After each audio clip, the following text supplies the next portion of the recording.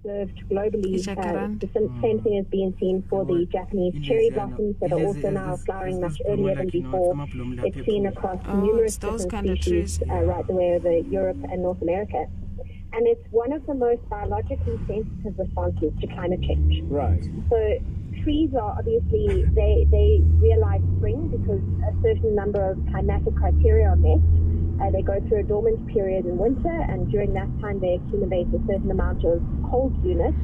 And then as the temperatures start to increase, and for some species as rainfall starts, that's what signals to them that it's springtime and they need to start blossoming. And across a number of other species, birds will start to migrate, frogs will start to call. And so the shift in the timing of these phenological events is a really clear indicator that climate change is having an impact on the natural systems and on biological events. So some people might say, well, yes, we know about all of that, but you're also highlighting that this may have consequences for the trees themselves. Spell that out for us, please. Yeah, so a phenological shift is, in the first instance, a tree's way of adapting. So a tree can't get up and move, and for many animals that can move, they're adjusting where they live and how far they migrate and when they migrate. But for a tree, it's rooted for up to 100 years. If you're a baobab, 2,000 years. And so the ability to adapt to a changing climate is then changing the timing of these events. But there's a threshold beyond which they won't be able to do this. And one of the big challenges is that even under a warming climate, we do still experience frost.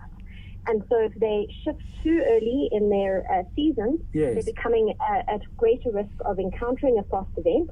And those frost events can wipe out all of the flowers for that plant, which then has an implication on the ability to produce seeds. And if we're talking about agricultural crops, that has a huge implication in terms of the fruit yields that you get.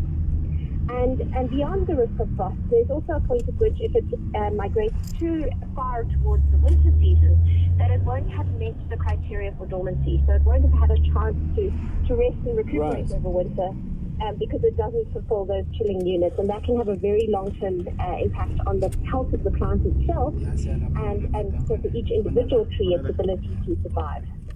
So one of the things that intrigues me about studies like yours is you compiled a list. There's a team that was with you as well. Of flowering days that you got around the East Bay in 1927 to 2019. And I'd love to learn something about